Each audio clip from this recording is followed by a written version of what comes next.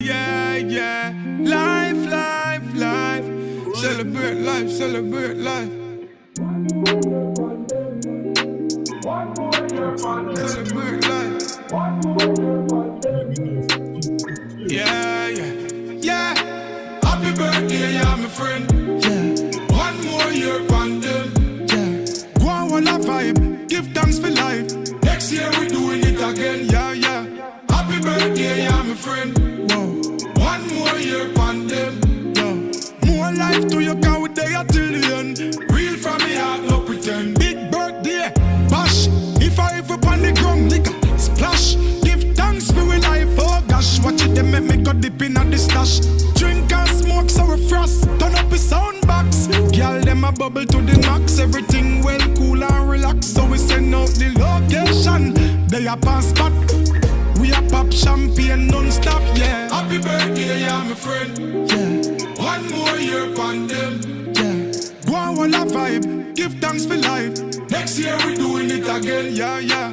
Happy birthday, yeah, my friend. Whoa. One more year on them. Yeah. More life to you, cause we there till the end.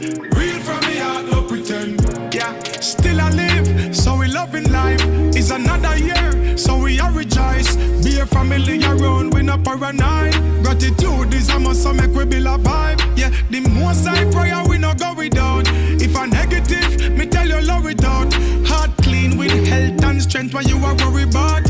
While the most I blessing you, yeah. Happy birthday, yeah, my friend. Yeah. One more year on them. Yeah.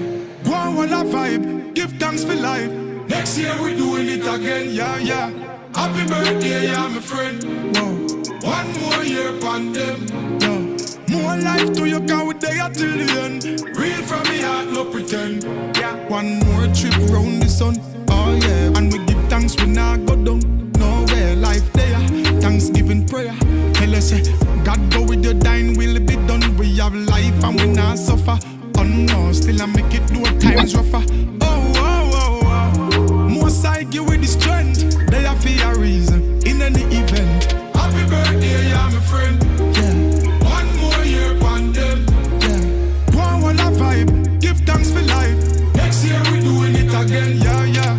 Happy birthday, yeah, my friend. Whoa. One more year on them. Yeah. More life to you, cause we there till the end. Real from me heart, no pretend. Yeah. Thanks for a reason. Yeah, yeah. Celebrate for a reason. Yeah, yeah. Well, I joy for a reason. Yeah, yeah. Live life to your best. It's a birthday season. Yes, sir. Yes, sir. Yes, sir. We had to get that. Yeah, yeah, yeah, yeah. Life, life, life. Celebrate life, celebrate life. Celebrate life. Yeah, yeah, yeah. Happy birthday, yeah, my friend. Yeah. One more year on them. Yeah. Go on, one a vibe. Give thanks for life. Next year. Celebrate life, celebrate life.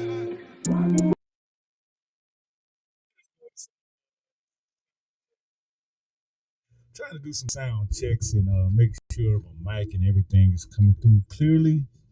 I had a few things I was doing to the microphone and got some new software for the birthday boy. Bought me some new power tools. You know how that goes. And it is what it is. Yeah. So hey, just coming to y'all with a little shenanigans. I ain't gonna blow your brain up tonight. Check out my network. I did some investing in the network, man, and coming through clearly. Coming through real clear. What we doing here? Y'all bear with me, man, for a minute, man, on my birthday. I'm just playing with some software and in here trying to get the word out. Making sure my vitals are coming through clearly. How does that audio sound? How does the voice sound, everybody? Is that coming through clearly? Just let me know if I'm having any feedback. Do that does that bass sound good in my voice. I'm just trying to tweak some stuff right now. We got some new sound effects coming too, man. We're gonna start playing with 1 2 1 2 1 2 1 2 1 2 1 2. Check me out right here, yo. Yes, sir. Need to turn the track up a little bit. Let's give a shout out to that birthday boy. Let's give a shout out to him. Dr. Juwce. Earthday. I call it Earthday. Yeah. I call it Earthday. Yeah. I like to call it Earthday. I don't call it birthday. That's the day that the earth was introduced to you. So it's called Earthday to me, man. Y'all holler at your boy, man. Make sure you like and share this video. Make sure you like this platform, man, because I'm doing this stuff for y'all, man. I don't even care about me no more, man. I've gave up my whole self for my community, for the black culture, the foundational black Americans, which is known as the indigenous Americans. This for y'all, man. This for y'all. They've been playing with the internet signal too, man. The internet signal has been really, really janky. And I notice it gets like that around election time, man. I don't know why. I'm just trying to chop it up, man, on my birthday, man. I'm just having a little fun. It's almost my bedtime. Y'all know I go to sleep early, man. Yeah, I go to sleep early, man. I'm an early guy. That's how I look so good, man. That's how I keep the skin complexion looking nice, man. I got a little bit of gray right there, but that's about the only gray. Like if I just let my hair grow out, I really don't have a lot of gray in my head. I probably got maybe one string that kind of come on the side a little bit right here around my ears. But other than that, everything is still looking good, man. And I'm half a century old, man. I'm a half a century. I've been on this earth half a century. That's why I call it Happy Earth Day. Because that's how long you've been 10 toes down. Feel me? August 26th, man. It's Virgo season. Let me hear a shout out for the Virgos. Give me a shout out. All my Virgos, where you at? I know a few people got some birthdays today. Mr. Hayes, shout out to you, bro. Happy birthday. Happy Earth Day, I meant to say. Miss Duran. Happy Earth Day to you, sweetheart. And Devin, my boy Diggy, that's my twin, man. How about me and his dad were best friends, like forever since I've been on this earth. And he had a son on the same day that my Earth Day falls on.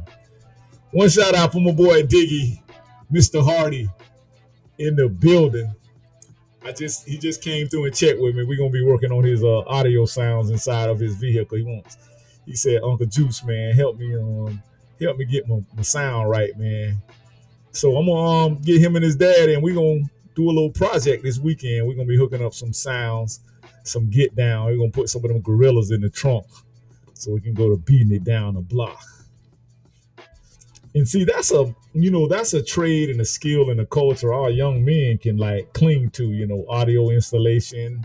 I learned that stuff in college. So when I went to school for engineering, audio engineering. So a little bit of electronic engineering. So I know a little bit about electronics and all that stuff, man. So yeah, we're gonna be teaching this to the young bucks. The young bucks. We're gonna be letting them boys show how they gonna represent their community, man. Y'all make sure y'all come into the building and wish the happy birthday, happy Earth Day to that dude, Dr. Juwce.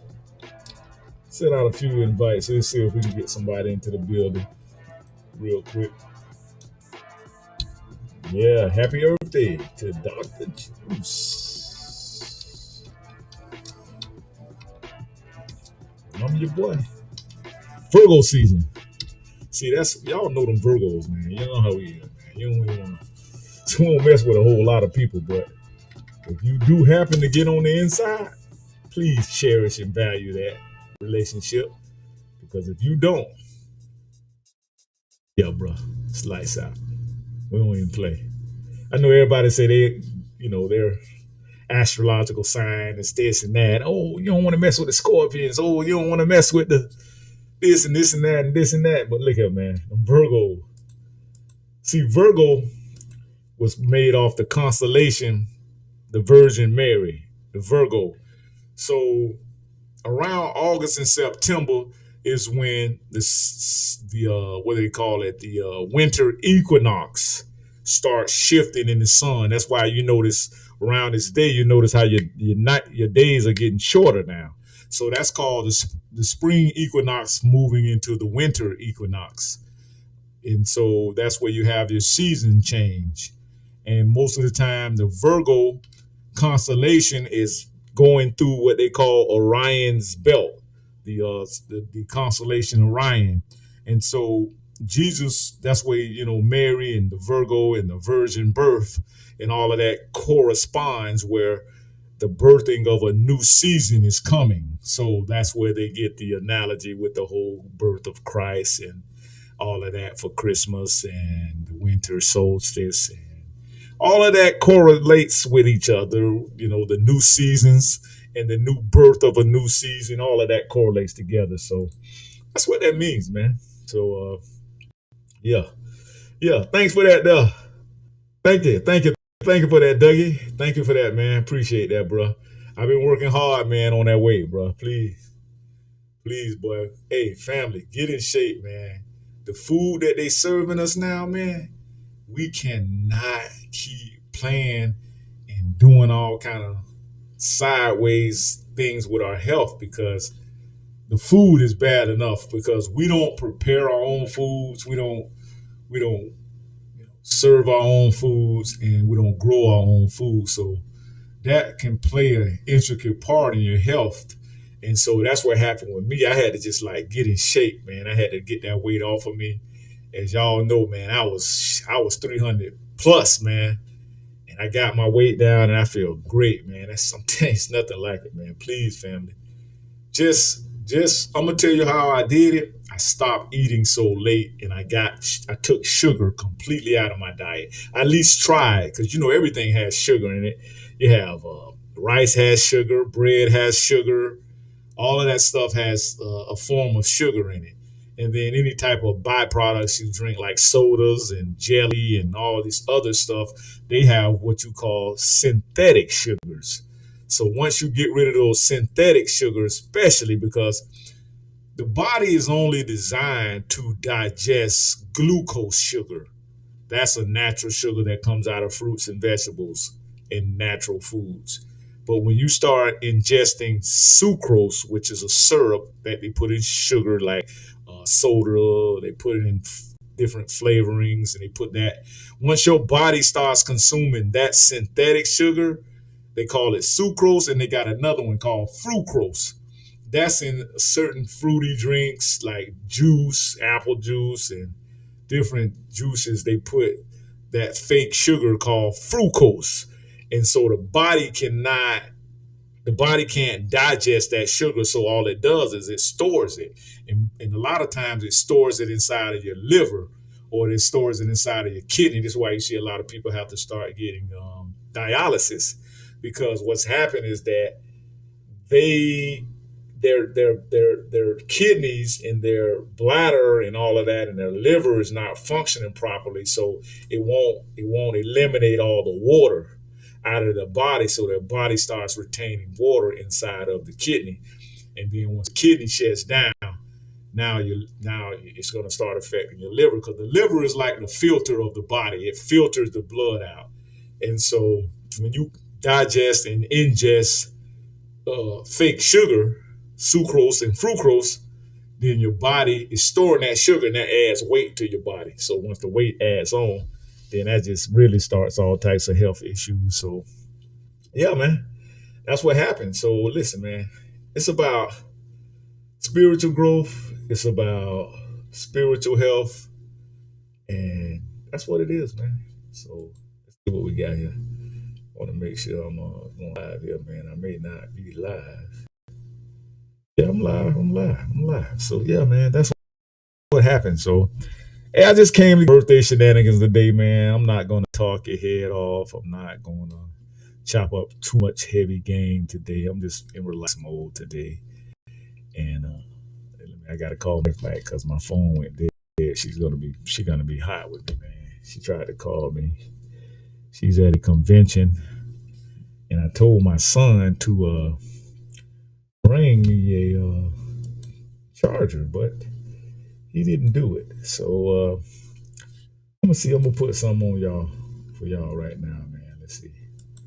We got my boy TD Media Group. I ain't gonna hit y'all up with too much heavy game. Y'all know I like to get y'all that heavy game, man. So I'm gonna put boy. Y'all let me go find my charger real quick.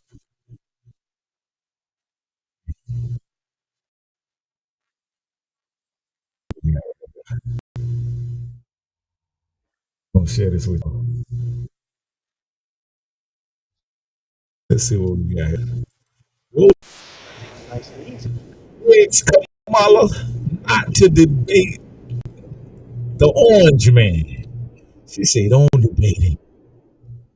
Y'all know rolling you know, he like likes to stutter and stuff. Y'all know my. He said he told Kamala, don't But debate unlike a the bank, orange your man. assets aren't protected by federal Don't law. debate Not him. yet.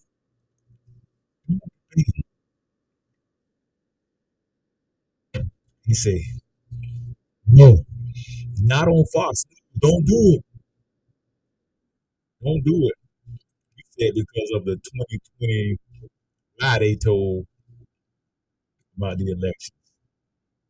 So he said that they're not worthy of hosting on Fox News a debate, which sounds like fear to me. So we're gonna let this young guy break it down for y'all real quick, man. I gotta go find my chart real quick for the wife. Beat me up. Y'all give me a second. There's no way in hell the Harris campaign should agree to any debate that involves Fox News. And their response to reason should be they paid a $787 million settlement for advancing Donald Trump's lies by the 2020 election. They have forfeited their opportunity to host a debate. They should not do anything. Now, before we carry on, I'm going to let it play for a little bit. By his logic, he should have had that same smoke and energy for the CNN debate against Biden versus Trump. Should have had that same smoke and energy. And before I even pulled it up, my man LJ, before I even pulled up the article, he says, so did CNN. You know what I'm saying? See, some of you guys that are, you know what I mean? Some of you guys that are watching these videos, you're right there with me. You're right there with me. So did CNN. So did CNN. But he didn't have that smoke for CNN now, did he? He didn't have that smoke for CNN at all whatsoever. Let's get into this right here, man. Let's get into this article very quickly. CNN, well, it's titled, and I'll leave the link in the description box below and in the comment section after this 3 minutes. I forgot to link these articles that I'm going to go through right now, but I will link it so you can read this stuff for yourself. CNN confirms settlement after $275 million lawsuit with Nick Sandmann. So the article reads, and I'll zoom in just a little bit more so we can see it all together. CNN confirmed Tuesday that it has settled an undisclosed amount with Nick Sandmann, one of the Covington Catholic High School students smeared by multiple news outlets after a video of a standoff between the teens and the Native American activists went viral. Following the initial reports on the settlement, Sandmann's lawyer have each issued brief public statements making it clear their work on the young man's behalf is not done. After multiple news outlets and media figures smeared him and his peers for allegedly blocking and harassing a Native American activist named Nathan Phillips, whose account of the confrontation was quickly discredited by additional footage of the situation, Sandmann sued CNN, The Washington Post, and NBC Universal for hundreds of millions of dollars. Sandman, who is represented by high-powered attorneys Todd McMurtry and Lynn Wood, was seeking $275 million from CNN for that smear job. Fox 19 reported that CNN agreed Tuesday to settle the lawsuit against Sandman.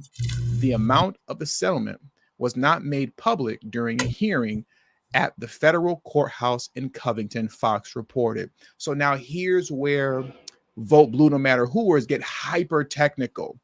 Technically speaking,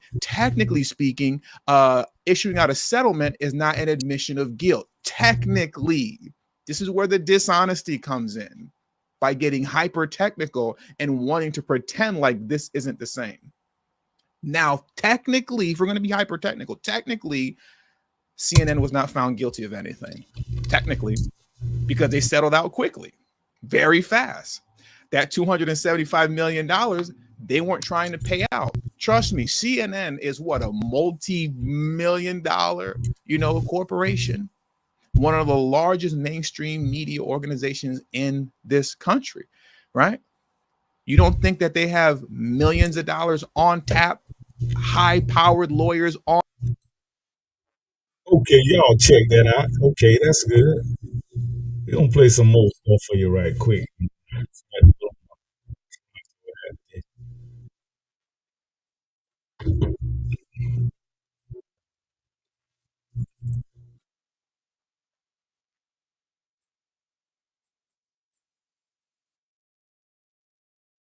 Yeah, family.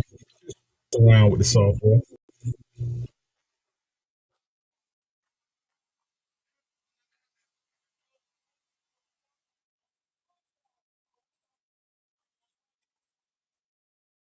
Play one more little clip. I want y'all to hear about all these shills out here tripping. They're getting paid off and they're not being effective with their payoffs. So we got Uncle Luke. Y'all remember Luke? It's your birthday. It's your birthday. It's your birthday. Uncle Luke out here shilling for Kamala Harris, because I don't know if anybody knows this, but Uncle Luke, he an immigrant. See, he's not a real black American. And I hate to keep pointing this stuff out, man, because for the most part, man, we got a lot of folks, black immigrant folks, come over here, they chill with us, they cool. But then you got Negroes like this who like to sell out. And you got these Negroes who want to just keep us out here getting nothing. And man, listen, it's a new season, man. People ain't going for that Today, no more. I'm gonna let the y'all title of the space is heavy. What the old saying, Les, is if it's good for the goose, it's good for the gander. If you're gonna call Kamala Harris a tether, and she can't speak for black people of black America, then you got to have that same smoke for Minister Farrakhan and got Malcolm X. You got to have that same feeling about them that they can, one who's dead, who died for black people in America, and the other one who put his body on the line every day for black people of America. You got to have that same smoke. You can't separate them. You can't separate them. It benefits them to vote for the Democrats, because the Democrats is allowing all these Latinos and all of them to come over and destroy the country, man. And I don't care how y'all look at this, man. They destroying the country. It's for real. That's just the facts, man. I'm gonna let it play out, man, because I ain't gonna mess around too much. So because of my birthday, it's just some little birthday shenanigans. But I had to play y'all this to show y'all what's going on, right? While we around here worrying about stuff like football and all this other stuff going on, it's a lot of smoke going on in this country, man. And people are taking sides. And so what we have to do as black Americans, we got to delineate, because, hey, if it was not for us, it wouldn't even be in America. It wouldn't even be in America. So I just had to play this, man. Y'all come up here because he's scared. Because he got to call. Well, this guy don't know what he doing. He trying to debate this dude here, Tariq Nasheed, the guy with the box on his head. This Uncle Luke. Uncle Luke is an ignorant fool. He is not educated whatsoever.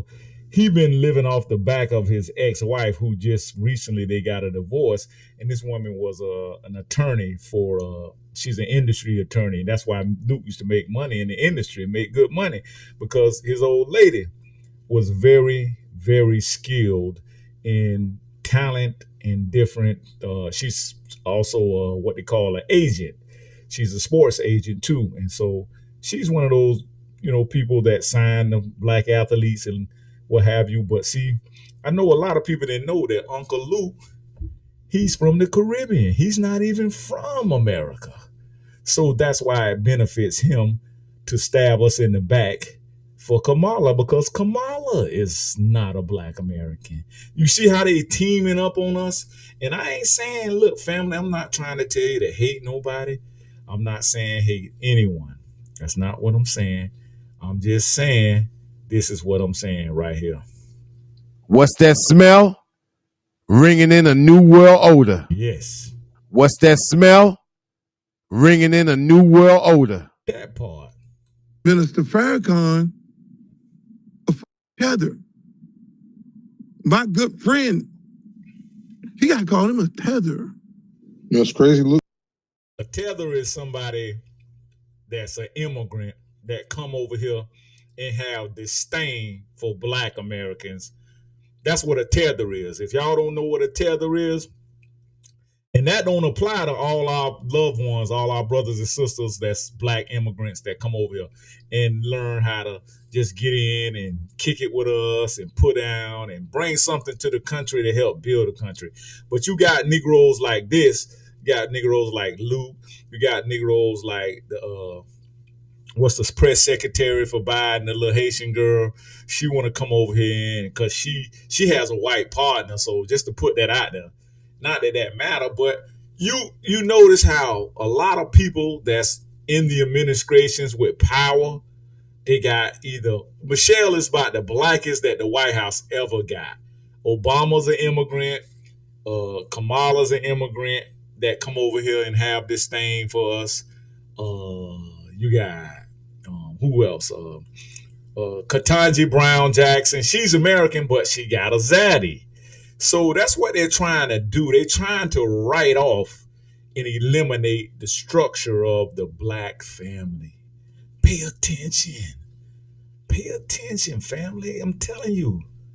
You gotta pay attention to this stuff. You can't just turn a blind eye. Look, he got to walk through the streets of Chicago. He got exactly. Go ahead, what's Mr. up? Shut What's up. up, Les? What's up, big dog? Why the FBA's got a problem with why not? I ain't gonna say all FBAs. I ain't doing that. Mr. FBAs, that's us, family. We FBAs. The Foundational Black Americans. We are the FBAs, y'all. So keep that in mind. Don't never lose sight of that, man. We are what you call the FBAs. Remember that. We are the FBAs, Foundational Black Americans, what they want to consider African American, whatever. I'm giving y'all a real quick lesson tonight. I'm not going to hold you up long. It's my birthday, so it's my Earthday. So I call it Earthday.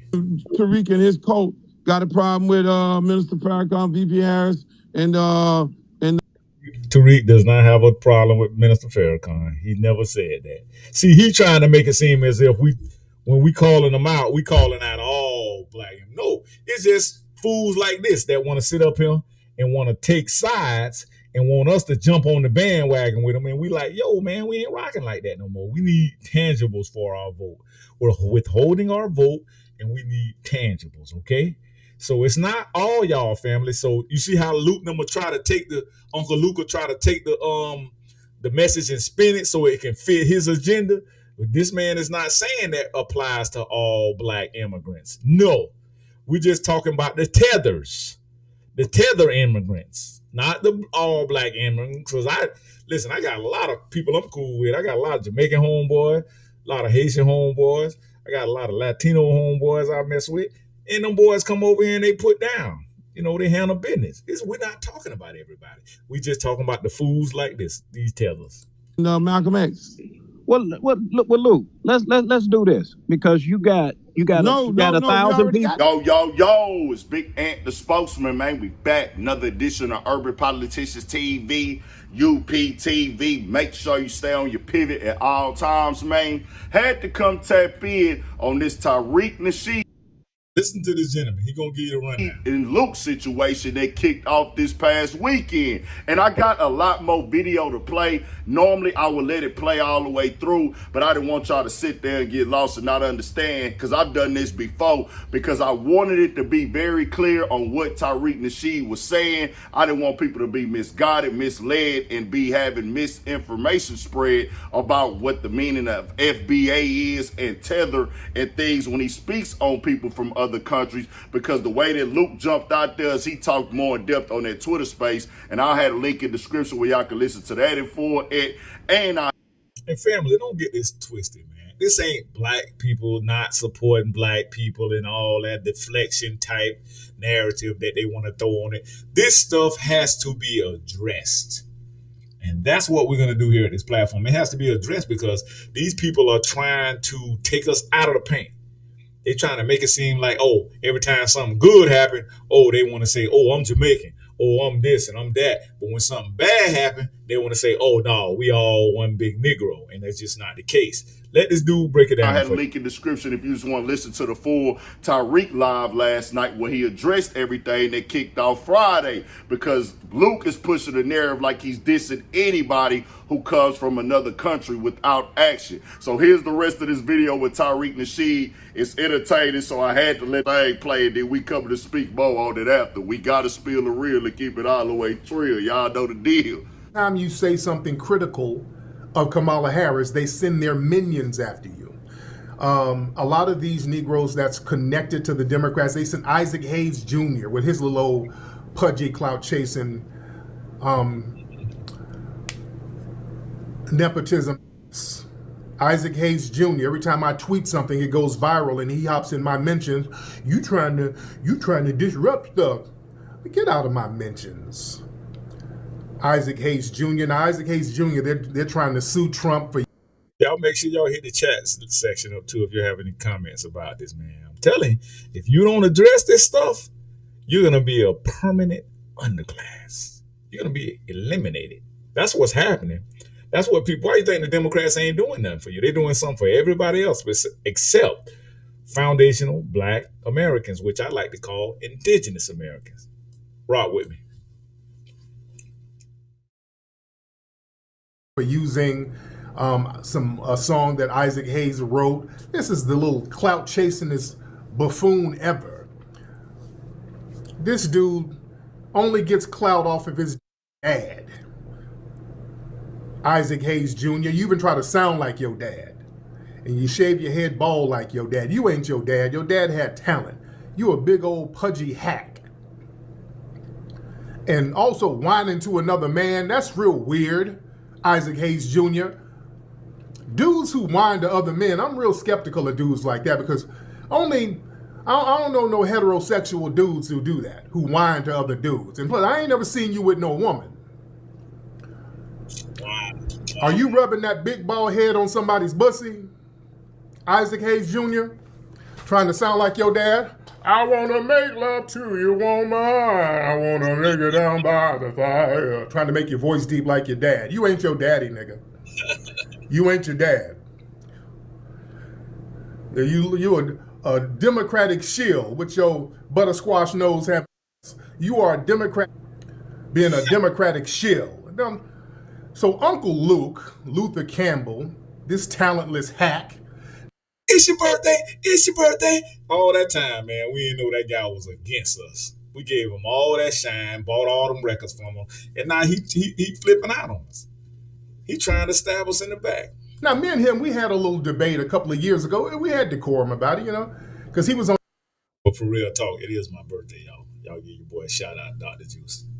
Yes, sir. I'm half a century old. I'm going to just leave you right there. On that Democratic shield stuff then. And also, Luther Campbell he just did an interview with Kamala Harris, and it was some softball stuff. So he's in the pocket of these people.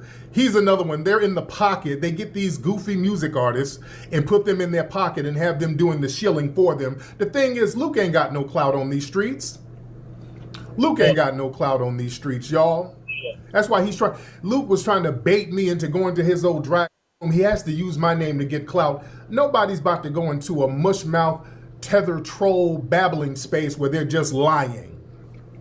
Yeah, I already defeated you. If you're reduced to lying, I've already defeated. Somebody sound like they said he was sounding like he was drunk. He can't be bragging about all the things he did for Miami when all of his artists accused him of ripping them off. Now this is jealous tether babble. Sure did. Now, Brother Marquise and all y'all know peace and love and rest in peace to Fresh Kid Ice of the 2 Live crew. He's gone now. He's transitioned into the next millennium. But Brother Marquise brought that out. Y'all know Brother Marquise. Brother Marquise. Marquise, your brother. That's way before a lot of y'all time. That's 2 Live crew, Miami's finest. But Luke Skywalker was the producer of that group. And Brother Marquise came out and said that, yeah, Luke was ripping them off. What Luke has brought to the game, in hindsight, Luke brought a bunch of degeneracy to the culture. All of the coochie popping and all of that stuff. Yeah, it was cute and it was fun when we were little looking at that stuff because it was provocative. But, you dig? At the end of the day, let's look back in hindsight. Just look, when you get older and you look back, you're like, that didn't help us worth it. He brought some of that Caribbean degeneracy over here. Yeah? Mm-hmm. And how has that worked for us now? I think Luke was recently bragging about how Sexy Red and Glorilla, all the people rapping about coochie and booty and all that, they got to thank him and give him a check. That ain't no flex, to be honest. Used to love the 2 Live crew. Still, I like listening to that stuff, but we came up in the golden era, and that was in the golden era of hip hop when there was a balance. All right? So yeah, you had the degenerate stuff, but it was balanced out by the Rakims, the LLs, the Heavy D, Brand Nubian. It was balanced out by so much stuff, so it didn't become the dominant part of the culture, okay? The temporary escapism type of thing. Then we went back to business. Okay, let's twerk, let's look at a little booty here and there, and let's go back to handling business. But Luke brought normalizing degeneracy to the culture. And I always talk about how a lot of things in foundational Black American culture that's janky, a lot of the tethers bring that in.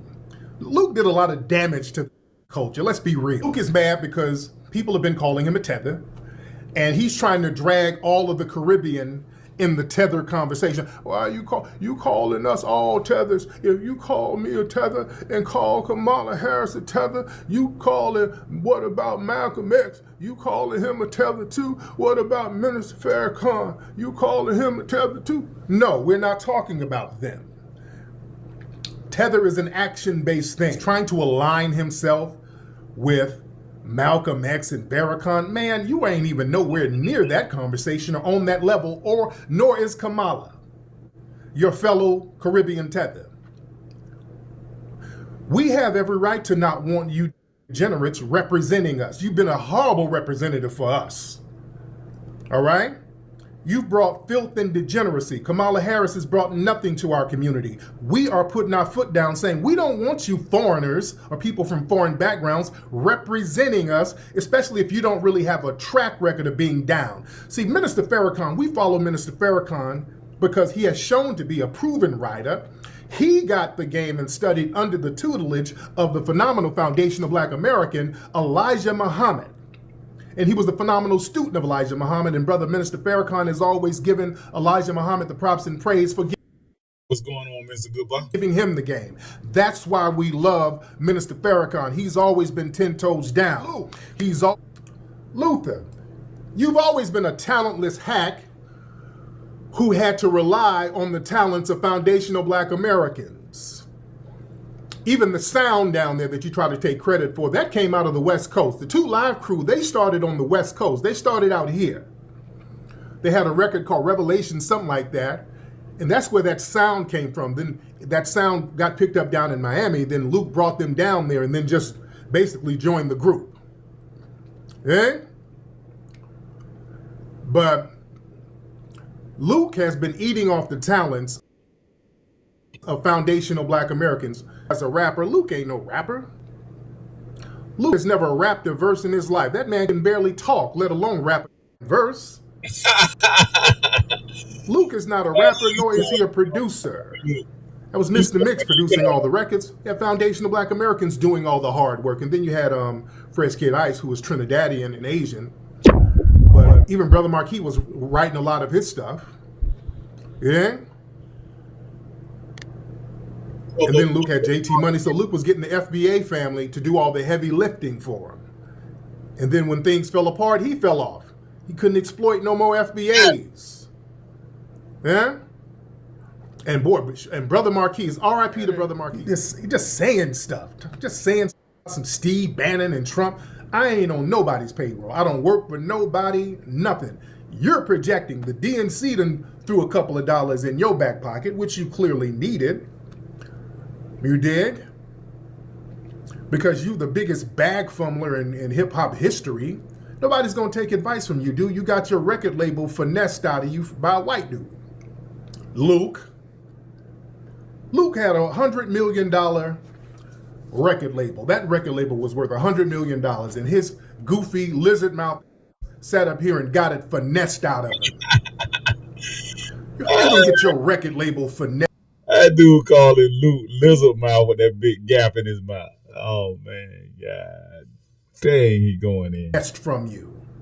White man, an LGBT white man. One thing about Tariq Nasheed, bro, he gonna deliver the message, make it very clear and understood, and he gonna have you rolling at the same time while he educating you on some things. It's undeniable that this man got his facts. Now, I do want to say rest in peace to Brother Marquise from the 2 Live crew, and of course Malcolm X and things like that, Isaac Hayes, which he wasn't disrespecting them at all. I don't know. I don't think Brother Marquise passed away. I think it was Fresh Kid Ice, the Asian looking dude. I think he was the one who passed away. I'm not sure now. Don't quote me on that, but I think Brother Marquise is still alive. It was the other one, Fresh Kid Ice. You know, with all the goals in his mouth, with the Asian. He's Asian and black. Fresh Kid Ice off the 2 Live crew. But with their name being spoke on, I do want to acknowledge that in itself. But this got kicked off Friday after a live got put on the blogs and made its way and started circulating on the internet, where he said that Tariq Nasheed and these people that's claiming FBA are being paid to push this narrative, and it's being divisive in the black community. Well, he started to jump out there and say, well, you disrespected Minister Farrakhan because he's from a Caribbean background, or Malcolm X because I think his mother and Malcolm X is mixed, his father is black, and he starts saying, what about them and things like that? You disrespecting them when you call out Kamala. That is far from the truth. That is nothing of the same, because what they stood for and what they pushed back in the day. No, I think it was both of them. Both of them are deceased. Fresh Kid Ice, you're right, I just looked it up. And Brother Marquise, both of those guys from the 2 Live crew, they are deceased. And today's topic is about Uncle Luke trying to create some flim flam and some tether babble with Tariq Nasheed, and he wants to have a debate on Twitter at the Twitter space with Tariq Nasheed, and he's tripping about Kamala Harris because Tariq Nasheed is a advocate for foundational black Americans, which are basically your African Americans, but that's a misnomer. That is a misidentifying culture or lineage for us. We're technically the Aboriginal Americans here in America. We should be called Aboriginal Indigenous Americans, because technically everybody from Africa, even white folks. So let's continue. Elijah Muhammad or anybody, no matter what country you was from, for black as one. When Tariq Nasheed uses these words, tether, this is an action that people take. And that's what. Absolutely. A tether is an action. It's not a person. So if you're an immigrant, it doesn't matter if you are a black immigrant. You become a tether when you try to undermine the indigenous Black Americans. You don't want to team up with us for tangibles for our votes because we're not rocking with Kamala. Nobody's rocking with Kamala. So a tether is somebody that puts action. I got a homeboy from Miami. He's a Haitian. And I keep telling him, bro, you can't be shitting on us like that, bro. You can't be like talking greasy. When you talk greasy, you put yourself into that tether category. And we're going to bring that work with you. We're going to bring that work to you. Uncle Luke probably knows, but wants to act like he didn't know, or wants to play dumb to it, or numb to it, or he ain't did the proper research. He can't debate with Tariq Nasheed. They already did one a couple years ago, which I had just found that out on Friday, where he's saying, and it's not a debate, child, it's an action. It's, hey, you come over here, you identify as Black when it's convenient, but you then talk down on Black Americans. You separate Black Americans. You run with the stereotypes that have been placed on us as damaging, violent, animals, thieves, crooks, losers, and lazy. You come with that sentiment that you're above Black Americans, but at the same time, you identify as Black when it is beneficial to you. Or you claim like you Black and you represent Black, or you're going to be here to support Black people, but you haven't done anything for Black people, but you use it as a window of opportunity. And it's I'm just letting y'all know, man, it's my Earthday today. It's my birthday. So I was just checking out. Can y'all see that? Damn. Boy, look at that damn visual right there. Boy, that camera is working like fire. My wife going to cuss me out because I didn't tell her I was buying some new stuff. So it's my birthday, though. It's my Earthday. I had to buy me something, man. See, when I buy stuff, man, I'm going to tell y'all something about me, man. I got clothes with tags still on them. I don't even wear stuff, man, you know. And then a lot of my clothes are too big for me now because I lost so much weight at so fast of a rate. I got to go out and get a whole new wardrobe now. But when I buy something, if I do some splurging, I buy something that's going to bring money back to me. I don't need red bottoms. I don't need Louis Vuitton. I don't need no Gucci. I don't need that. I got a millionaire that's one of my clients here in my city. And all I've ever seen this guy wear was 5 different outfits and 2 pairs of shoes. I've never seen, he got nice belts. He shines his shoes with leather shiner. I've never seen this millionaire buy Gucci. I've never seen him rocking Prada. I've never seen him rock no type of name brands. But this guy is worth multi-millions. He ain't go buy what he wants. Even his vehicle is a normal, like regular, everyday Dodge type vehicle. It's not all this explicit stuff that we gotta have. We don't need all that, family. We don't need it. We can build our culture up with just normal things. We don't need all that extra stuff, man. And so that's how I'm trying to live now. I'm trying to live conservative. I don't need all that stuff, man. I've wasted money, man. Listen, I probably wasted enough money for 10 of us in my earlier years, man. I'm a half a century old today. Plus, I put it like that. I don't want to tell my age. I'm getting like the women now. I don't want to tell y'all my age, man. But y'all wish your boy a happy Earth Day today, man. Virgo season is in full effect. Y'all notice how the season is changing. That's how I always knew it was my birthday and my Earth Day, because the days get shorter and night comes sooner. So that means the virgin berry birth is on the way. The Virgo season, the virgin, you get it? Virgo. See how that has the same syllables in it, Virgo and virgin. And so the Virgo is a representation of new birthing, of a new season, a new spiritual season. And that's what's going on. Finishes up. Other things that fall under the tether conversation as well. It has nothing to do with you being a person that identifies of African features or African genetics and being from a different country. It's how you act with foundational Black Americans who have been here for centuries, whose lineage has suffered, fought, bled, died, put their life on the line, went through beating, trauma, slavery, suffering, just did all these things to make it possible for other Blacks from other countries to come over here. How can you call us anything disrespectful as a group? It's either you with us, all is one, and we on the same type of time, and we rocking, or if you talk down to us or you separate from us and don't want to be identified with us, we have to call that being a tether. It just is what that is. That's what a foundational Black American is. Somebody who has this lineage of here, who went through all the things that got the country in this place, and they're not immigrants and things like that. Because we know, and I've dealt with this in my real life.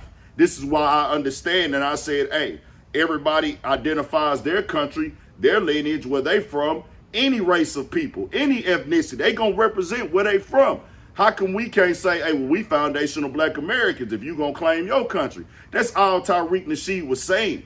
And he's not gonna call you a tether if you fighting and pushing for our cause. Because I got people that I rock with and I'm deal with and I tapped in with, and it's always respect because they not talking down on our culture and looking at us as different in things or working with any entity that is tearing us down. That's what Tariq Nasheed is pushing for people who don't know that. People get offended. They don't want you to call the word. They don't want you to say it, period. But it's not for everybody. It's a percentage of people who move with that thing of Black Americans are beneath us, or they lazy, or I don't want to be identified as Black. But if it's something that comes positive with being identified as Black, we'll jump on that. But we'll separate from everything else. Nah, we're not doing that anymore is what Tariq Nasheed is pushing. And I'm with the raising the awareness, making sure the conversation is overstood. This is where we at. We have platforms where we can get the real information out there now. Now, Uncle Luke tried to jump out there, and he went in on his entire career, his existence in the game, went at Isaac Hayes, and he's going at Kamala,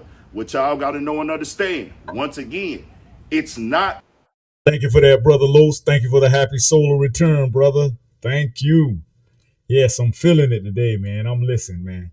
I don't know. Today, man, I've been having an energy, man. It just been awesome, man. I can't even lie, man. I've been feeling an energy today, man. And I thank the creator of the universe, man, for this energy that he's placed in me, man. I thank that, man. Appreciate that. Appreciate that shout out, bro. Appreciate that, Mr. Los. Thank you, sir. About Kamala just running for president, or he's choosing a side in the Democratic and Republican conversation. He's talking about the actual tangibles on either side. He's not getting paid to be on either one. What he's saying is, if you're going to try to say, run with this person for they Black, because she's Black, choose the symbolic vote because she's Black, choose the symbolic vote because she's a Black woman, it doesn't make any sense if she's not going to do anything specifically for Black Americans. It is what it is. I don't understand the rocket science of why people are confused and think certain people are just trying to cause confusion. I'm not voting for either one. I'm just saying, for me, I'm not speaking for Tariq right here. Don't try to say, oh, this or that, or you're a Trump supporter. I wouldn't be speaking on this the way I would if we didn't have entertainers like Luke or people who've rapped, sung, acted, did comedy, being put on platforms and seen as role models and speakers for our culture and our community of Black Americans. And we supposed to ride with what they say. And if we don't want to ride with what they say, they trashing us, calling us names. Oh, your daddy Trump, like Luke been doing. Oh, you ain't this, you ain't that. And oh, y'all some sellouts and things, because we don't want to ride with somebody who's pushing Black but not going to do nothing for Black people specifically in this. No, take the Black argument out of it, and then we can get somewhere. But Kamala Harris does not have the policies on her website that say this exactly this. Hey, listen, that was big what he just said. Man, you know how many people don't call me, oh, Trump, your daddy, hoo. No, nigga. Truth is my daddy. I want truth. I want tangibles. I want economic empowerment for my community. And we're not getting it by just sitting around giving our votes away. I don't understand it, man. I don't understand it. It's cemented what she's going to do. That's all that I'm saying for y'all that don't get it. But I know y'all still going to be forced to think and not listen, and y'all going to move this way. Democrats been in office 12 of the last 16 years. We've been giving them our vote forever giving them our vote. What have y'all gotten in return for giving them that vote? So why would y'all want to market this as the Black vote? But that's what they do. That's what a shield is. I'm paid and promoted, or I get some type of incentive. It don't gotta be cash, but I'm getting something out of working with the Democrats and shaming my own people or the people that I consider my people to try to vote into this. That's just all he pushing with that. He going at the other people who claiming this. It was entertaining. Luke, I don't know if you gonna have something to come back with. Luke can't really talk with Tariq Nasheed, bro. That nigga's educated. He know the words. He know the history. This nigga know the geography of breakdowns and wars, when countries were founded. A lot of the... I'm telling you, Luke, don't try that, man. You're not gonna win, bro. And then he got so many people like me that's well educated and understand the lineage and the histories, and bro, you're not gonna win, bro. You're not gonna win. So leave it alone. Leave it alone, man. I don't understand it. We got some more people coming into the building. We got Professor, you there? Who's having some technical difficulties? Can you hear me, Professor? Hold on. We live now. We got you on screen. Can you hear me now? Yes, I can hear you. Nope, now you're going away again. Now you're going away. We can hear you, Professor. We can hear you well. All right, here we go. Something you did to your phone, bro. You must have was on a call or some type of live or something today. And you know, technology, man, technology. But I wanted, before I say any other word, my brother, I want to congratulate you for making it around the sun another year.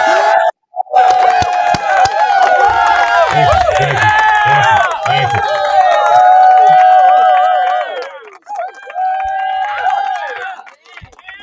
All right, Juice. Yes, sir. Yes, sir. I love it. I love it. I absolutely love it. There you go. Oh yeah. Oh yeah. Oh yeah. And you know, the ancestors, they're keeping you here for a reason. And must I remind you, and I want your audience to know, boy, this time last year you was in bad shape, Dr. Juice. Oh man, go ahead and tell it, man. Well, the way it looked to me, I'll just tell you how it looked to me. It looked like you had one foot on a banana peel, and the other foot you were trying to kick dirt in the grave. It was pretty bad. So you've made an amazing comeback, and the ancestors want you here. The community needs you here because let me tell you something, Dr. Juice. There are very few people in our community that are not afraid, and you one of them. We got too many scary people in our community. We got too many men, unfortunately, who they're not leaders in their house, so they have to be quiet as a mouse. And we don't need that in these days and time. We need leaders. We need stand up brothers like you. This is why I personally support the grassroots operation back home. My business support it because I believe in it, and we're compatible in that I ain't scared either. And this is the kind of leadership that we need to have in our community so that we can produce social change and we can reverse the struggle. We're in the process of reversing the struggle. I would also like to commend you where most people, a lot of people, including me, sometimes, on their birthday, they throwing it up in the club. And I ain't saying nothing wrong with it, but I'm just showing you the difference between what you're doing on your birthday versus other people. You believe in the community and the betterment, the betterment, the economic betterment of black people to the extent that there's a lot of things that you could have done with your birthday money, Dr. Juice. You could have been in the clown. I got plenty. I could have just turned up. You could have been turning up. I could have get flu. I could have got flued out. I could have did all of that. But if this is not a testament to your commitment and passion, I don't know what it is. For you to be able to on your birthday invest in your equipment and your capabilities so that you can contribute to the community. I'm telling you, the ancestors are smiling at you right and left, and you'll be blessed by them. You'll be blessed by them. Jesus don't give a damn about you, but your ancestors do. And the fact that you are willing to invest so that your ancestors can see that their blood, their sweat, and their tears was not in vain in the case of you. So I just wanted to point that out. And people need to see that. I hope that this will be a model for others to follow, for others to be motivated, because this Earth Day, this birthday, you've certainly turned into major blessings. And people watching, I just looked at the numbers. Our numbers are going every time we do it live. Our numbers get bigger and bigger and bigger. And you know what that means, Dr. Juice? Do you really know what that means? Let me tell you what that means. That means that you are servicing a community, an audience that wants something different that's what's being offered in the community. And the only thing that's being offered in the community is Jesus and the Democrats. Your white Jesus and your blue Democrats. And I was just listening to the young man, and I want to reiterate his point. Black people have been voting Democrat for what, 12 years? Over 12 years. And what have we got? Nothing. Not a thing. So, again, I just want to commend you. You're going to call Kamala Harris a tether, and she can't speak for black. Yeah, very good. That new system is awesome that you have. Okay.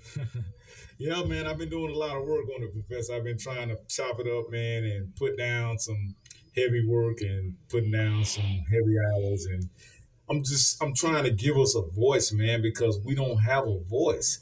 And that's why we can't organize. And that's why we can't communicate with our loved ones on a level to where we can be successful.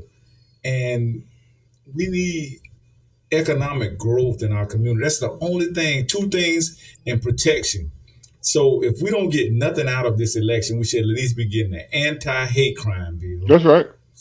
specifically for us, and we need an economic empowerment bill. Period. We talk policies. I keep asking these guys that I keep interacting with, and I'm trying to be as nice as I can about this, Professor. And let me get close up on the mic and let them know I'm just tired of the plebiscite babbling. I'm tired of goofy Negro babble. What policies? Don't come on my platform unless you want to talk policies and strategies. Don't come at me with goofy, immature Trump rhetoric. Oh, you Trump, you must. I can't believe people allowed these people to, for 4 years, to talk about Trump, Trump, Trump, Trump. They're giving Trump so much advertisement. He loving it. Did you see anything, any coverage on that DNC thing? Everybody who got on the microphone talked about Trump, Trump, Trump. He loves This it. man Yeah. is in office. You throwed everything but the kitchen sink at this man, and you still didn't get him. Family, don't be a part of that shit show. When it all goes down in history and your ancestors and your descendants start asking you, what the F was y'all thinking and doing? Why we so far behind when we were already behind? Because you let somebody feed you a nothing burger for 4 years, Yep. and you allow them to feed you another double or a triple nothing burger for another 4 years, talking about voting for. She in there now. How are you allowing her to say, "Oh, I'm gonna do this when I get in office"? Chick, you in office now. You in office now. Family, stop falling for the banana in the tailpipe. You don't want your children and your descendants looking at you like, with all this technology, with all these computers. See, our family, the baby boomers, my ancestors, and the people, my elders that came before me, we can kind of say, "Oh, okay, yeah, you know what, I get it. Y'all just fell for a lot of propaganda that was in the printed press and the newspapers and the different media outlets, because back then you didn't have digital media. Good fact But check. now you won't have an excuse. Yep. All this digital media we got, and you still sitting around here acting like a damn professor. Help me. Help me. Well, I'm not gonna get stressed out on my brother. don't get I'm not. stressed out, Dr. Juice. Let me try. You always like for me to try to explain it in an academic way. I'm gonna So, put the spotlight on you, Professor. Just so explain this to me while a young lady's bathroom break or whatever I gotta do. well, my. Are you gonna put something up? Go ahead, go ahead. I'll make it real brief. So again, when you look at So technology, I can put my up for you. my generation have been conditioned to listen to mainstream media and take everything that mainstream media say for face value. We didn't have the internet. I hate to sound that old. We didn't have the internet when I was coming up, so it was very difficult to fact check. In fact, you had to go to the library, and even at that, I mean, who had the time to do that? So that's how my generation was conditioned. We were the tail end of the baby boom. Your generation and the younger generation, they can fact check real time. So if you're sitting there trying to feed them some bullshit, they got their phone right there. They can look it up right there on their phone. They consume, the younger generation right now, y'all consume way more information than my generation. So that's what make my generation so out of touch. That's why they be saying stupid shit like vote blue no matter who. How crazy does that sound? That means like don't research, don't just put your blinders on and be told what to do. That's what my generation was conditioned to do. Those days are over with. Those days are over with. Completely over with. There's too much data out there. There's too much technology out there to be falling for the okie doke. The okie doke is over. I wish my generation would embrace technology, but they've been conditioned not to. It's no different. It's no different than that old farmer who loved his mule and wagon, and he held on to his mule and wagon in spite of the fact that there were gas powered engines available. They soon went out of business with the mule and the wagon because that farmer couldn't get to town and sell his goods. Where the farmer who had the gas powered engine, he was able to get his products to town faster than that mule and wagon. I'll tell you something else that I was thinking about, Dr. Juice. You want to hear this? Mm. And people gonna get kind of, let me try to say this in a way that it makes sense. Business wise, when we talk about the gatekeepers and all of these people, the problem that I have with economics, Dr. Juice, it ain't so much the white racists. Because the white racists, you know they're racist up front. And I can deal with that. I can let me know who you are and give me the opportunity to decide whether or not I want to deal with you. These other people, they try to pat you on the back and tell you that they're your friend, but everything that they do speaks against that, I got a problem with that. Correct. I got a problem with that. Now, I've had a lot of black people to hate me, to help me. They hate me too. But I got a lot of black people who've helped me in business. I'll never take that. A lot of black people. But you know what, Dr. Juice? I've also had redneck Trump supporters help me too. Absolutely. And I'll tell you about them people. Call them racist, call them Trump supporters, whatever you want to call them. But man, let me tell you something. Them people that I got a relationship with, and I ain't got a relationship with all of them, but the ones that I do have a relationship with, they treat me way better than them goddamn gatekeepers, Dr. Juice. Absolutely. The gatekeepers are my problem because they're trying to hold on to what little crumbs that they think they have. They're caught up into that meritorious manumission. Yes, sir. They're the same Negroes that when we were planning to escape from the plantation, like Malcolm said, there was three kind of Negroes: the house Negro, the field Negro, and the Negro that wanted to be free. All right, them house and field Negroes, we sitting here planning to be free. All right, and right before we plan our move, guess what? Them boule gatekeeping Negroes. I'm saying all that so you won't get your blood pressure up. I'm gonna say it for you. Guess what they say? Oh, they went that way, boss. They gonna do this, boss. It's them Negroes that I can't stand. It's them Negroes, and we got to get out of that. We have to let the public know we don't subscribe to all that rapping and entertainment. This is serious business, and I don't want to be entertained to that extent when I'm talking about my economic future.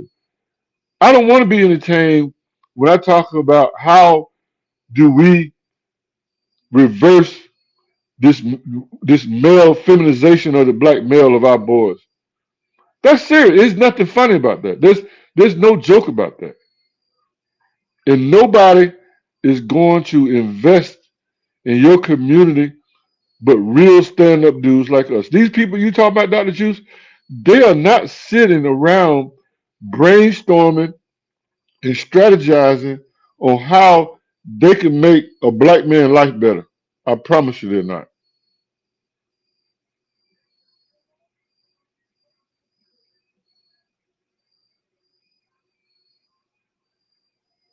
Your mic is going out if you can hear me.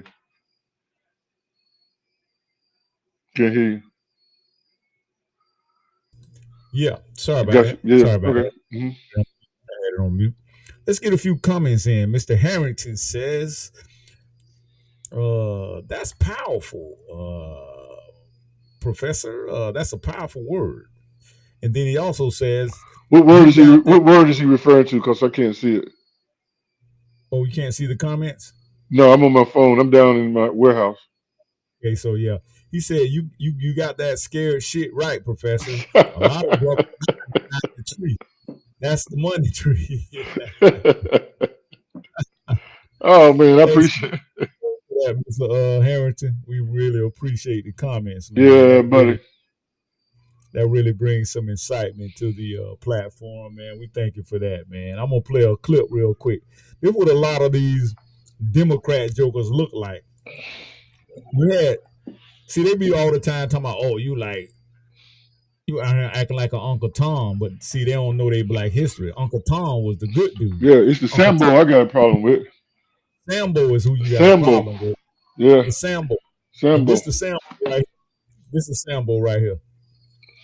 This is what y'all look like voting Democrat when they steady trying to take you out of the game. This is what you look like right here. Hold on. Visual, the inspiration that made native to the moves on the spot. Your idea right. This ain't about that life is dark. Surely you can know. Excuse me. Oh, Lord have mercy. Security. We got a cold black. Cold black at the main gate. Ruckus, what the hell is a code black? There's some hungry looking niggas at the front gate. What y'all doing here? Deliveries in the back. Really? Oh yeah. To the 1957, back in Tennessee. Down in the was accused of shooting three little white women with a Winchester rifle from about 50 yards away. See, now he thought he was gonna get off of that old I'm blind excuse. But oh boy, he had another thing come. The jury will not go off and deliberate on. Between me and your granddad, be too worried. Everybody knows like fight. I'm sorry. You hate, nigga. Niggas can't fight. They don't possess strength, character, or the mental quickness to be a fighter. That's why all the best fighters in the world. Hey, now watch out this little jitty boy. Put some real knowledge on it, some real empowerment.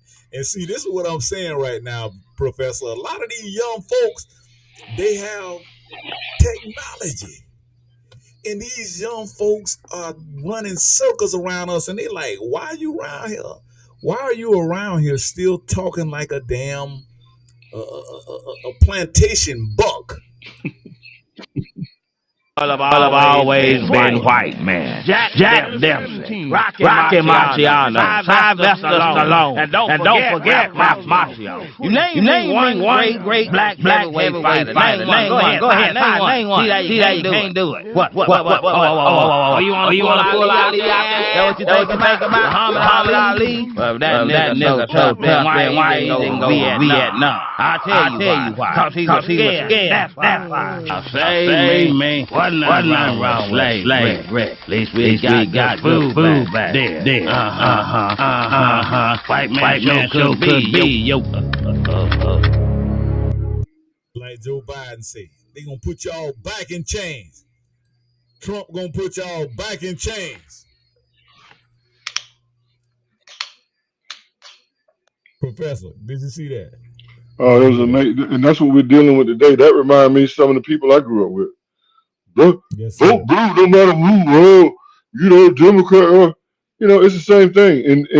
In their defense, because I grew up with them. It's an educational proposition, Dr. Juwce. We didn't have this level of education when I was growing up. Yes, sir. And the only reason why I believe that I'm not like them is because I was thinking with the wrong head and I signed up for typing. Now, think about it. Most of the guys that went to typing when I was coming up, they was considered gay.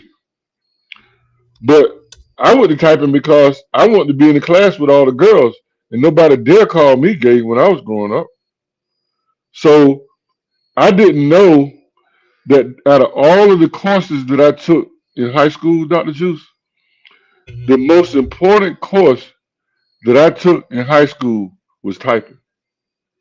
That was the most important out of all of the courses that I've had in school was typing. The reason why I sucked at it. Sir? I said I took it 1 year, but I sucked. I couldn't get it. No, I had a black teacher, and she saw what I was doing. She knew that I signed up for that class to booty watch, not to type. I had no. I'm telling you right now, I didn't have no intention of learning typing about as much attention that I have to going to Mars right now. And if it would have been a white teacher, she would have allowed me to come in that class and be a clown class. I mean, a class clown. As long as I wasn't disturbing. I had plenty of white teachers like that. I was a ball player, and none of my white teachers pressed me. And that black lady, Miss Best, I want to call her name. In fact, I need to see Miss Best next time I come there. I need to make it my business. But Miss Best was a black teacher. Miss Best did not play the music, and she didn't give a damn who Gary Voss was. I don't care if you was the class president. I don't care if you played basketball or football. When you come to my class, you're going to learn to type. I love that lady. I need to see her. You know what? I'll be down there in a couple weeks. I would make it my business to find that lady, man. I've been saying that. I need to find her. But typing, they didn't have computers back then like that in class. It was typing. And and typing led me into technology. My my my my classmates that I was growing in, a good many of them was in special ed. But the education that we had, you must remember, Dr. Juice, in 1965, we were the baby rats of the social experiment called integration. We was in kindergarten in 1965. So all of our education was seriously whitewashed. Seriously whitewashed. So I know the level of education. Right. I know what I'm saying is I know the level of education that the people I grew up with have or had. And in that experiment, I'll be honest with you, they dumbing us down. And what do I mean by that? When we had our own institutions, we were educated with love. And I can go down a list of all of those teachers: Miss Hills, Miss Spires, Miss Musterton, Miss Isle. It's just a whole bunch of those. And even when I think about those Miss Howell, even when I think about those teachers, my heart fluttered. My heart fluttered because those women were passionate about education. We had black men who were educators, and they educated us with love, and we learned. When we were integrated, that was a wrap. Our education it hit the bottom. And guess what, Dr. Juice? Right now today, in your own community, the black community is on the bottom when it comes to education. They're on the bottom in language, language and arts. They're on the bottom with math. How the hell a group of people come here less than 40 years and they speak better English and they write better than you and they do math better than you? Make that make sense. How is that? Understand it. I'm trying to understand. How can you how can you go around in your community every Sunday and holler about Jesus, Jesus, Jesus, and half of y'all can't read, and the rest of you don't do math? How is that? Why isn't anybody alarmed about that? About that data? That's alarming, Dr. Juice. I mean, what does that speak to? I mean, I get the whole immigration, but guess what? Once the people come across that Rio Grande, they on top of their game. They reading, they writing, and they're not coming here to be your friend. They're not coming here and saying, "Hey, look, I got to find me a Dr. Juice so I can partner with." They're not doing that. They're not coming here to be your friend. But check it out. In our education, we were not taught to be business competitors. We wasn't taught to compete from an entrepreneur perspective. You know what we were taught? They said, young Clem, son, I want you to go to school, son, and get yourself a good education and get yourself a good job. And guess what that turns you into, Dr. Juice? You're a consumer slave. That's it. You're a consumer slave. And I don't care what plantation. I don't care if you play pro basketball. I don't care if you work corporate America. You are economic slave. If you get a paycheck from these folks, you're a slave. We've always been there. Wow, But we got that's to some reverse tough. that. That's some tough language. We But let's it's get a couple of comments. Real quick, go ahead, Professor. go ahead, go ahead. I'm running my mouth. Let's see if The one thing that Planned Parenthood for them and the culture, Professor, I got rednecks that pay me big money to protect their families, and they know I'm pro-black. Hey, brother Loaf, the same here, bro. I've been doing it for like 10 years now, man. And these people give me big money, and they never forget about me on my Earthday, which is my birthday. like you say, that solar rotation around the sun. And they never forget about me on holidays, even though I don't really celebrate a lot of holidays. Man, these people send me Christmas cards full of money, and I I got one client. He won't let his daughter go out nowhere without going anywhere unless she protected by me, cause he knows I carry them. I carry tools on me. These certain kind of tools that I can get real precise with. I can get real like artistic with these tools that I carry around, and he knows that. So he will not let his daughter go anywhere without her. Okay, thanks for that update on that, Mister Harrington. You say my video is echoing. Let me show you something real quick about what you're saying about Planned Parenthood. Let me show y'all something real quick, Professor. And this was going on at the DNC up there. And I got a lot of folks arguing with me. Oh, it wasn't at the DNC. It was over there. It was across the street. They wasn't part of the DNC. They wasn't part of that juice. They was just over there by it. But as you can see, this is the Planned Parenthood, and they trying to. You see all your fact checkers. Here go. They talking about what's true. Planned Parenthood announced it was sending 2 mobile health clinics to provide vasectomies and medication-based abortion services in Chicago during the conventions. However, what's false, these activities would not take place at the site or on the convention. Of course, they're not going to put themselves in no type of, tangible, what do they call it, Professor? Well, Liability. yeah, they don't want to put themselves at risk like that. They don't want to put themselves at risk. Of course, they weren't going to let these. But even if those busts were 5, 10 feet, 20 feet, 30 feet, 100 yards away, they should have still said, "Hey, we giving a comment right now that we had nothing to do with that."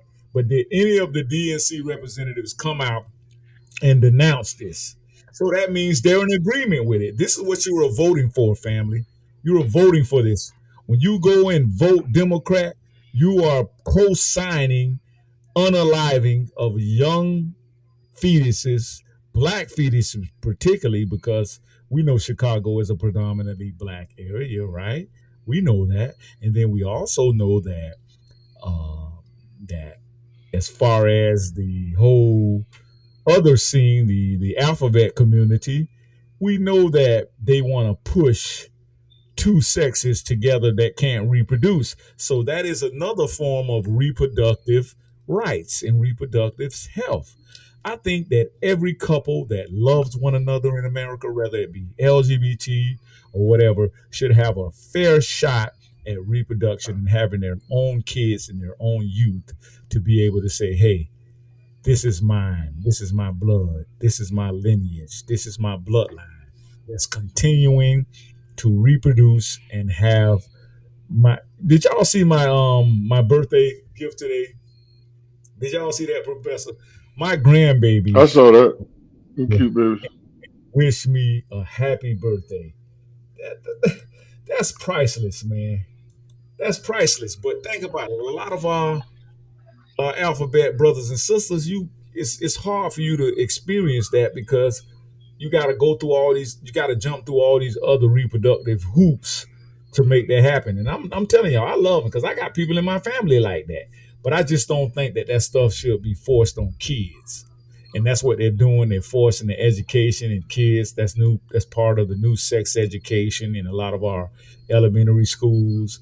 And that guy, Tim Waltz, the vice president guy, he was pushing up in Minnesota. He was pushing tampons in the male bathroom. Why would a male need tampons in the male bathroom? See that now, if you can answer that question for me, I will say, you know what? Okay, well, that makes sense. But can you please tell me why is there a need for tampons and sanitary products like that in the male bathrooms in elementary schools and junior high schools? Can you please tell me that? I gotta play this for my grandbabies, Professor. I gotta play this. I saw that video. I got a quick question for you when you finish.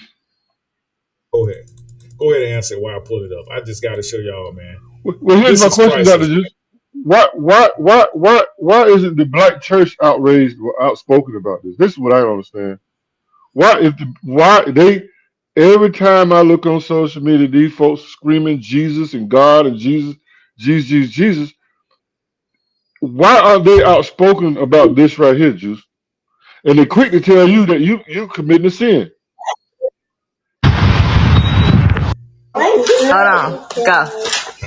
Oh my God. Can One, you see that, two, Professor? three. No, I don't Happy see it. birthday.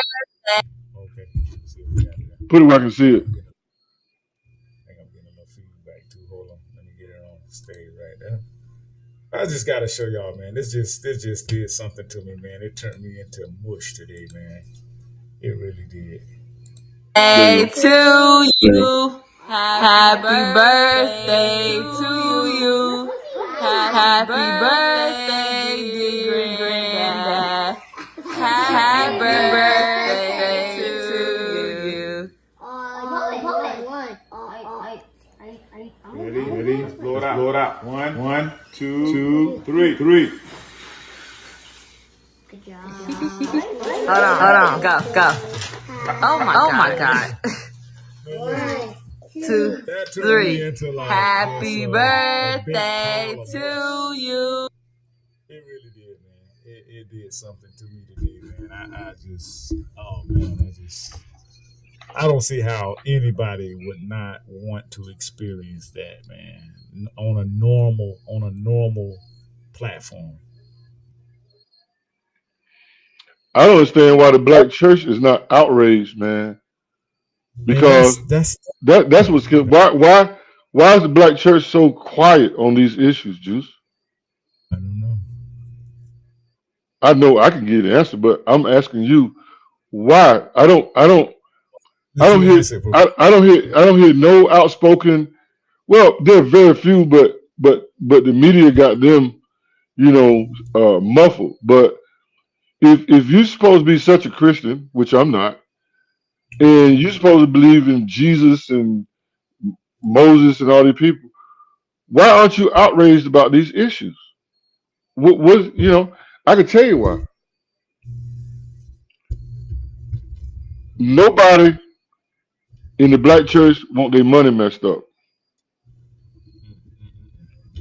It's all about money. Right. It's all about money. Mm-hmm.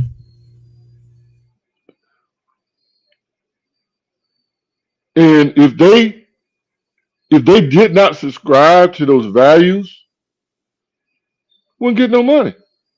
It'd be hard. It's about money. See, so how is it then you got all those black churches down there, but you don't have no values, Dr. Juice? You don't have no values. You don't stand on nothing. And that's part of the destruction of the black family. Irregardless of what other cultures do and how they behave, at some point, we're going to have to galvanize values in the community. You know why? Because globally, the way the rest of the world see us, the rest of the world see us as minstrels, as buffoons, and we don't understand that. We don't understand how we look on a global basis. When you think about when you think about housing, who do you see trying to stay in a black neighborhood, Dr. Juice? Nobody. Nobody. These other people, and check this out. You never hear them say black anymore. You hear them say people of color. You see how you dilute it? You see how you dilute it? Yes, sir. And that has a direct impact to your ability for tangible benefits, economic resources, that classification, that classification, people of color. And I'll be honest with you, I listened to okay, watch me get it right. Miss Kamami, I listened to every word that she said, and not one time. It's two things that I was really surprised at. If they raise like $80 million, that ain't no bubblegum money. Right. And she did not acknowledge that one bit. But let me tell you what she did acknowledge. She doubled down on standing for Ukraine. Yes, she did. She doubled down on standing for Israel. Yes. Okay. But she didn't acknowledge anything black. She told you, and we can pull that data up if they want to start arguing with you about that. I heard it real clear. She said her mama was Indian and her daddy was Jamaican. But check this out. Watch this now, Dr. Juice. And beware, let's put this out here. Miss Commandment got daddy issues. Do you know that he abandoned her? Her mama was, they advertised she worked at McDonald's. Your daddy was a professor. What you doing working at McDonald's? She was working at McDonald's because he abandoned her. He abandoned his wife. So you know how you used to talk about daddy issues? What was that phrase you used to use? That daddy abandonment. She got daddy abandonment. She got daddy abandonment. So you can't. Let me tell you something. Watch. Let me tell you something that I learned. Let me tell you something that I learned from a hoe, several hoes.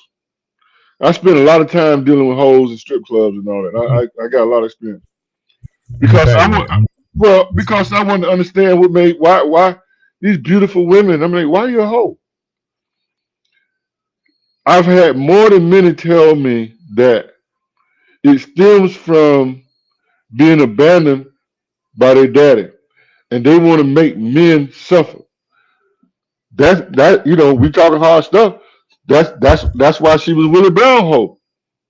Right. That's why she married a Jewish man. Because it's two things that a hoe won't or a hoe will do. They're gonna lie and they're gonna get that money. Now, she a double hoe. And the reason why I call her double hoe, and I'm not listen, I get along with hoes. I've been in the streets. I don't trust them, but I know how to deal with them. Okay? I know how to deal with them. And I treat hoes just like I treat any other human being. I treat them with respect as a human. So when I call her a hoe, I'm not being respectful. I'm just calling the way I see it. Okay? And there's absolutely no shame in their game. There's no shame in their game. And you're a prosecutor and you're a hoe? But check it out, Dr. Juice. That's what you need to be in this political world. Let me tell you something. At that level of politics, there's no way around lying.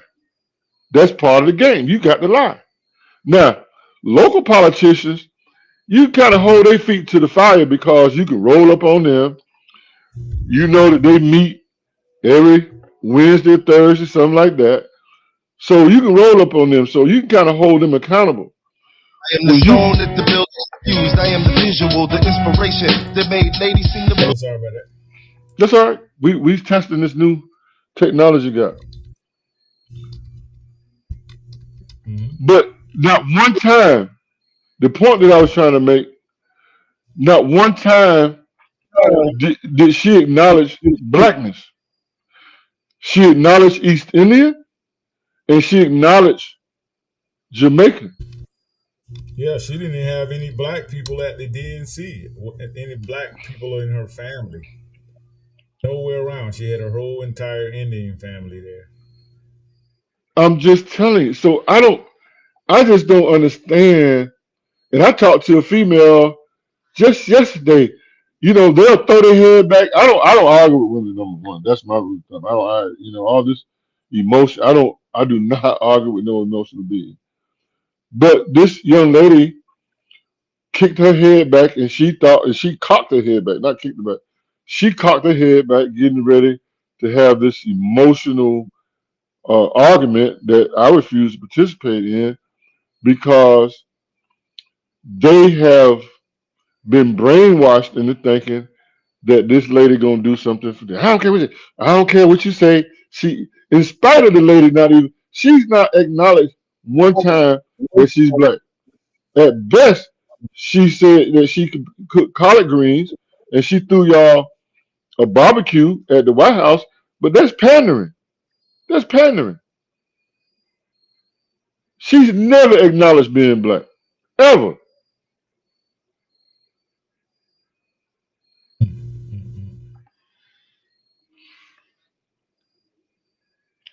Think about it. Wow. Think about it. You married to a Jewish man. Your vice president is Jewish, and you think you're gonna do something for black people? Are you serious? Exactly. I'm gonna play something for the family real quick. Anti-black. To black that up.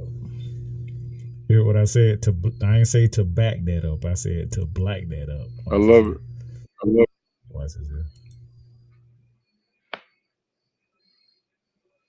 Policies that destroyed at least two generations of Black America through the 94 crime bill and previous anti-black bills that he supported and pushed through Congress. That's more devastating than anything. Why? Because when you make a law, that means you're compelled to obey. It's not just an opinion of one person. But what did Joe Biden tell Charlemagne the guy? When he was in exchange with Charlemagne, how many of you all remember when Joe Biden told the entire black voting bloc in the United States that if we didn't know who to vote for when it came down between him and Donald Trump, that we ain't black. I gavel on that. I'm just trying to understand how is it that the Democrats are tripping about Trump questioning Kamala's blackness when Joe Biden questioned the blackness of every black person in the United States. Now, everybody is talking about the fact that Donald Trump is questioning whether or not Kamala is black, right? But we are forgetting that when Joe Biden, notwithstanding his decades-long anti-black policies that destroyed at least two generations of Black America through the 94 crime bill and previous anti-black bills that he supported and pushed through Congress. That's more devastating than anything. Why? Because when you make a law, that means you're compelled to obey. It's not just an opinion of one person. But what did Joe Biden tell Charlemagne the guy? When he was in exchange with Charlemagne, how many of you all remember when Joe Biden told the entire black voting bloc in the United States that if we didn't know who to vote for when it came down between him and Donald Trump, that we ain't black. I gavel on that. I'm just trying to understand how is it that Wow. I'll slide. Let me slide something else in there right quick, Dr. Juice. Some data. Let me give you some data. I would be remiss if I didn't give you no data. I want to give you some data on birth rates.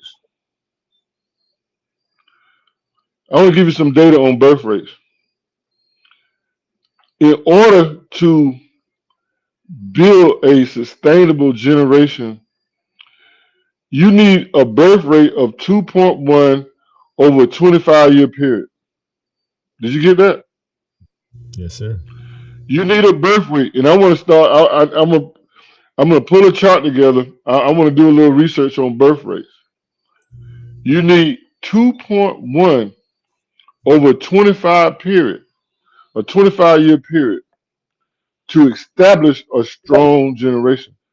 So between abortions and the feminization of black men, what do you think your birth rate is now, Dr. Juice?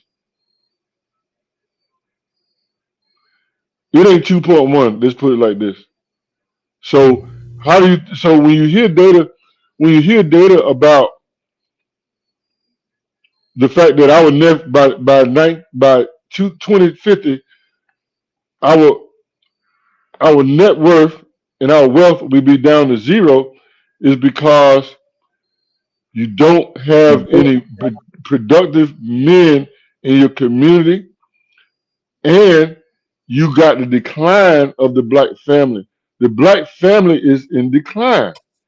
The Democratic Party has destroyed the black family, period. Well, Professor, I mean, how can we, when we got guys like this here working against us? We got literally black leaders like this guy to take care of my 1.5 billion.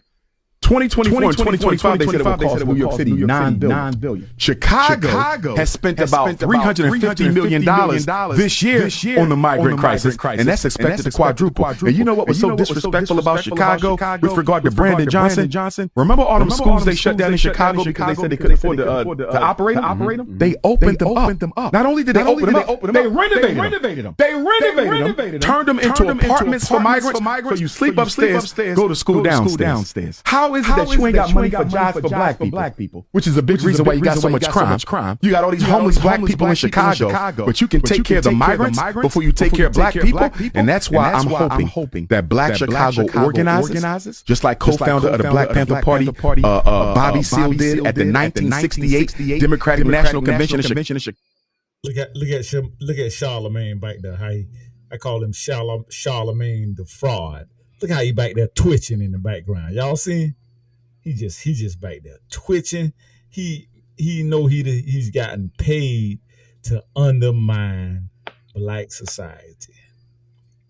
And see, Umar make him uncomfortable because one thing about Umar, he ain't finna sugarcoat nothing. That's one thing I give this brother. Now he done some other underhanded things, but this brother be really, really putting that work in. Listen to him. Chicago, Bobby Seale turned up and turned. If I was talking to Eric Adams and Brandon Johnson of Chicago, I would ask them something. What are These are two black mayors. And I want y'all to pay attention to something, family. Pay attention to how they have all these black leaders in place, or so-called black leaders. I like to call them nothing burger leaders. But watch, when the fall of America really, really goes down officially, when the official fall of America, they're going to have black leaders and mayors and all these senators and lawmakers in place so they can do what? Guess what? So they can blame it on black American. They're going to say, look, we had y'all in place. Y'all failed. It wasn't our fault. Y'all was in charge. Watch what's happening, family. This is why I keep telling you, man. All skin folk and kinfolk.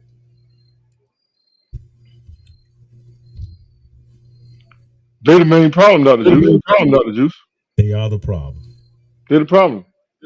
The Boule, the Divine Nine, your Alpha, your Kappa, your Skiwis, your all of those fraternities and gatekeepers, I like to call them, Professor. Gatekeepers. I don't want to get crunk on my birthday, Professor. I'm gonna wrap it up. Wrap it up. We finna wrap it up, Professor. We're gonna do another one tomorrow, though. Wrap it up, though. Go ahead.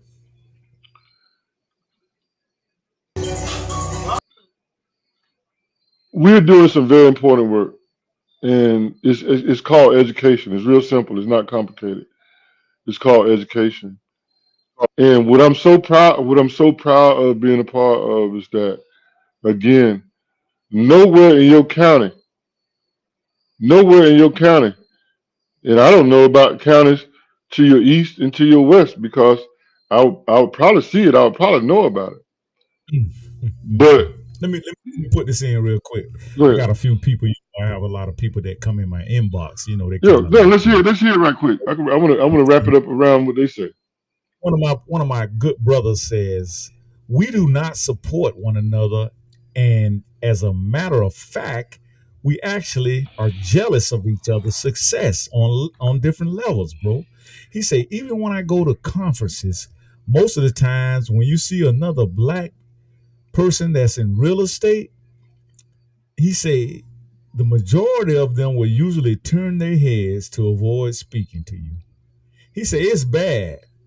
He said we are our own worst enemy.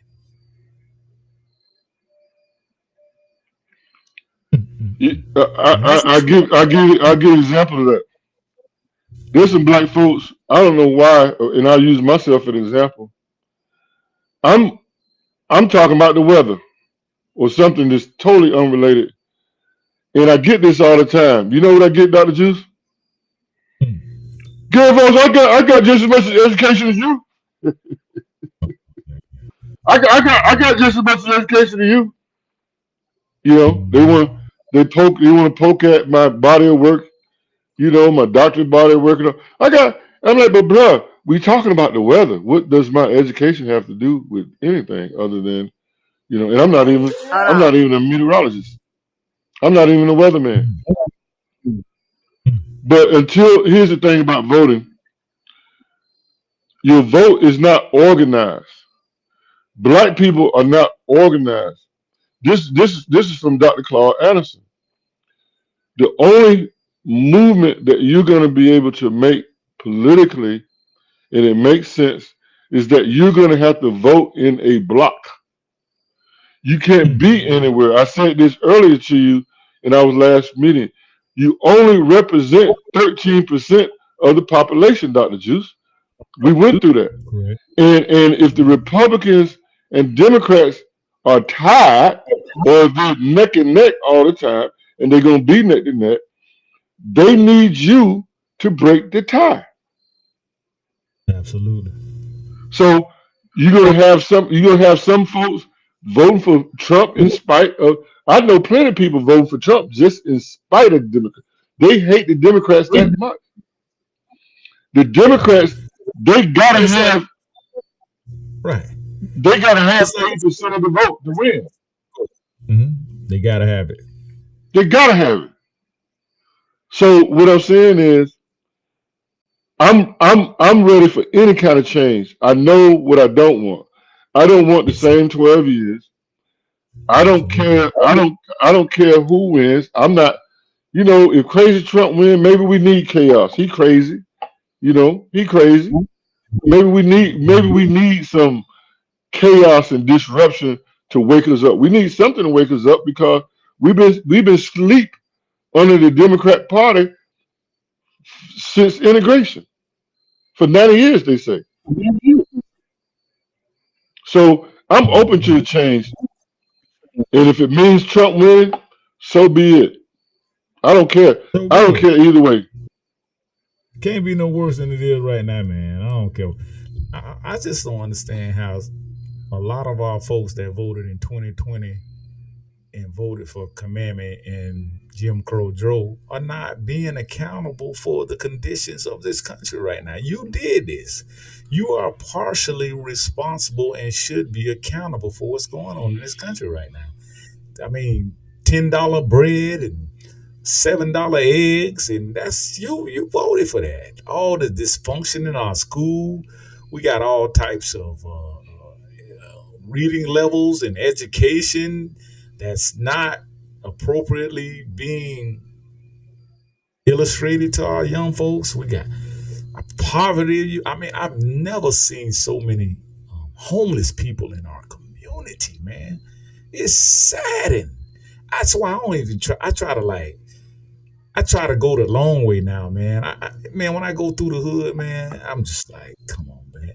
Man, Professor, when are we going to do that history project that we've been wanting to do to show people how successful of a business and entrepreneurship district that our community was on Lincoln and B Street and C Street and a lot of the streets through Wetmore, and how well manicured the neighborhood was. I mean, I gotta get with that brother with all those pictures and that history, man. And I need you to go into your archives, Professor, and put together that project that we've been speaking of. I'm ready. I stay ready. You know, I got data.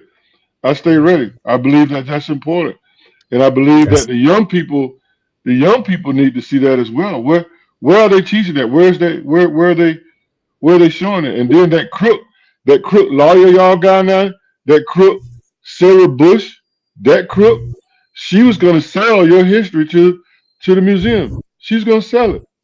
That crook. Well, we're gonna finish this thing up tomorrow, Professor. And I greatly appreciate your input tonight. Hey, Breezy, cut that shit up. Salute.